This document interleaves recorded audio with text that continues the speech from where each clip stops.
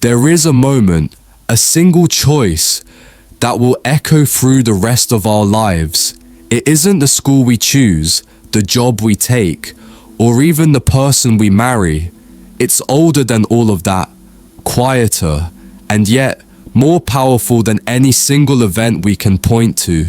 Philosophers from every century have spoken of it, but most of us never realize when we're making it. We think our lives are shaped by luck, by talent, by the things that happen to us. But in truth, our lives are shaped by this choice we are making, often without knowing. And here is the part that should make us lean forward. We are making it right now, every day, in every small decision, in every hesitation, in every time we say tomorrow instead of today. Søren Kierkegaard called it the leap. Friedrich Nietzsche called it the will to power.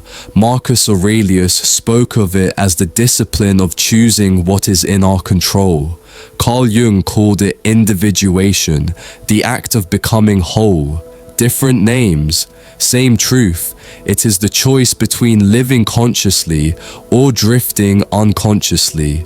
When we drift, we let comfort, habit, and fear write our story. When we choose consciously, we step into the discomfort of growth, the responsibility of truth, the fire of becoming who we were meant to be. This is the choice that will define our lives, and most of us are letting it be made for us. Most of us are drifting, not because we lack intelligence or even ambition, but because drifting is easier. It's quiet. It doesn't ask anything of us except to keep doing what we've always done. We wake up, go through routines we didn't design. We work at jobs we may not care for. We spend hours in distractions that leave us emptier than when we started. And then we repeat. Kierkegaard warned of this. He called it despair without awareness, the quiet tragedy of a life lived half asleep. A despair so subtle we barely feel it, until years have passed and we wonder where our life went. Nietzsche had another name for it, the last man, a creature that avoids all risk and all greatness. Trading purpose for comfort, trading the mountain climb for a warm chair. We think the danger is in making the wrong choice, but the real danger is never making one at all. Drifting feels safe because it shields us from failure, but it also shields us from becoming anything more than what we are right now. It's like standing in a river. The current is slow enough that we don't notice it pulling us, until we look up one day and realize we're miles downstream from where we ever wanted to be. Marcus Aurelius would remind himself each morning, you could leave life right now. Let that determine what you do and say and think. If today were our last, would we be proud of the way we've been drifting? Or would we finally wake up to the fact that no one and nothing is going to steer the boat for us? Drifting is easy. It requires nothing, but it costs everything. If drifting is the slow surrender, then living consciously is the great rebellion. It's looking at the life we have and asking, what if this isn't all there is? Living consciously means we stop letting the river decide where we end up. We take the oar in our hands, even when the current fights against us. Marcus Aurelius practiced memento mori, the remembrance of death, not as something morbid, but as a compass. He knew that when we keep death close in our thoughts, we stop wasting time. Every day becomes urgent, every choice becomes sharper.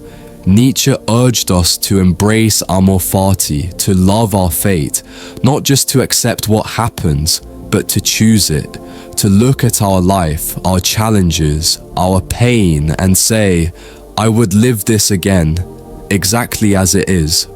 Carl Jung saw conscious living as individuation, the process of becoming whole, not just wearing a mask the world approves of, but bringing forward every hidden part of ourselves, even the ones we've tried to bury.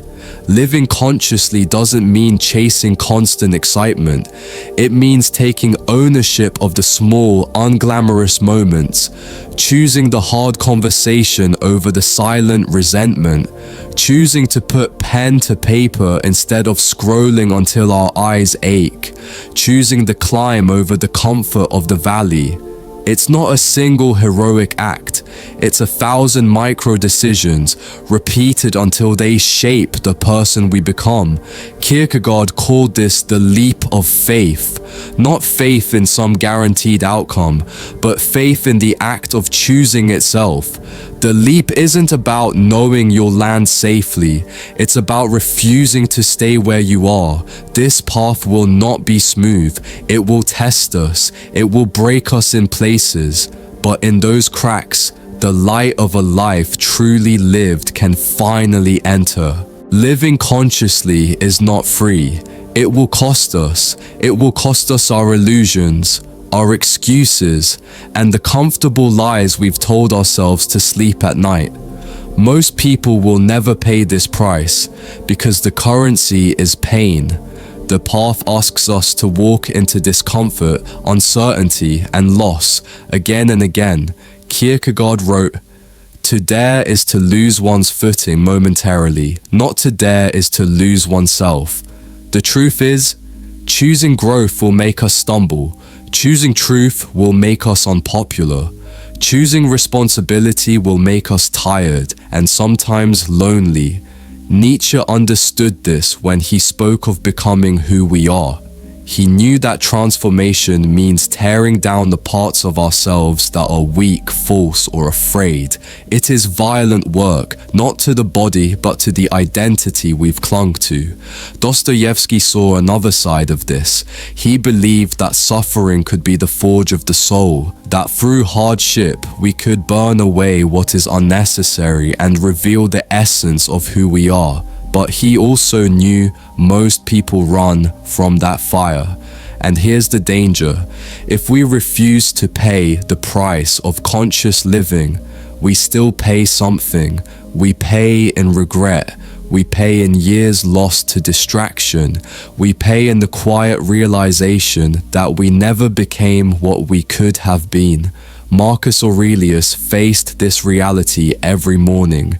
He reminded himself that life is short, that the work of becoming ourselves cannot be postponed without consequence. The cost of the right choice is high, but the cost of the wrong choice is everything.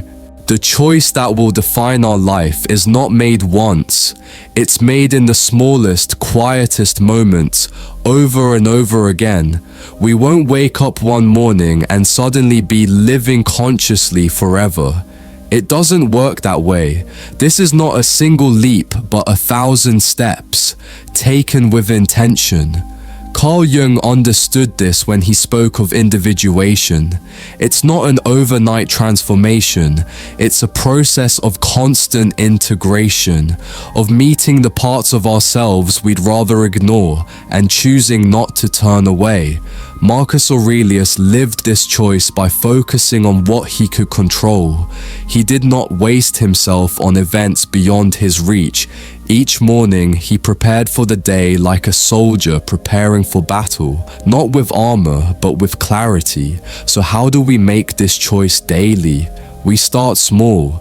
We choose to wake up 5 minutes earlier to reflect, rather than rushing into the noise of the world. We choose the hard conversation over letting resentment grow. We choose to pick up the book instead of the phone. We choose the walk in the rain instead of staying inside just because it's easier. Each of these moments, each of these micro decisions becomes a vote for the kind of person we are becoming. The more votes we cast in one direction, the stronger that identity becomes. Nietzsche said, "The higher we soar, the smaller we appear to those who cannot fly." And that is the truth of daily conscious living. We will not always be understood, but we are not living for their approval.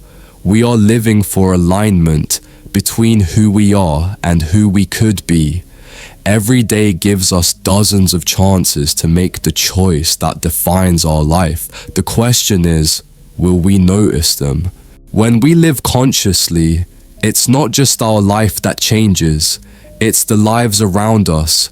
Our courage becomes permission for others to be courageous. Our discipline becomes a quiet challenge for others to rise. Our integrity becomes a mirror, showing others what's possible. We rarely see the full effect of the ripples we create. A conversation we have today might inspire someone years from now. A small act of kindness could save someone's will to keep going. A decision to walk our own path could make someone else brave enough to leave theirs. Nietzsche reminded us that the path of growth will not make us universally admired. The higher we soar, the smaller we appear to those who cannot fly. Some will misunderstand, some will criticize, some will try to pull us back into the comfort we've left behind, but others will watch quietly, and something deep within them will stir. They will see us choose the hard road, not once, but over and over again, and they will wonder if they could do the same. Marcus Aurelius believed that the best way to lead was by example. He didn't need to convince or control, he simply was, and that presence, that living embodiment of philosophy, carried more weight than any speech or decree. We are not isolated islands. Every choice we make sends ripples into the world, and those ripples can become waves. When we make the choice to live deliberately, we carry more than ourselves forward. We carry possibility, and possibility is contagious. We began with a question, a single choice that will define our life, and by now, we know it's not a moment in the distant future. It's not a grand event. It's not something we'll suddenly stumble upon one day. It's here, now, in the way we wake up, in the way we speak to the people we love, in the way we respond when fear whispers, "Stay where it's safe." Søren Kierkegaard leapt. Nietzsche embraced the chaos. Marcus Aurelius faced the day with discipline. Jung confronted the shadow. They did not live perfect lives. They lived deliberate ones. And that's the choice before us. Every single day, will we drift, letting life happen to us? Or will we live, shaping it, choosing it, owning it? The truth is, there is no neutral. Every moment we are moving, either toward the person we're meant to be, or away from them. Dostoevsky wrote, "The mystery of human existence lies not in just staying alive, but in finding something to live for. We will not always feel ready. We will not always feel brave, but the choice will still be there, waiting for us to make it. So let us ask ourselves, not tomorrow, not someday, but right now, if today were the last page of our story, would we be proud of how we wrote it? Because whether we realize it or not, we are making the choice, and the choice is making us. If this sparked something in you, don't just keep it to yourself. Like this video, drop your thoughts in the comments. I am reading them all. Your perspective might be the spark for someone else's journey.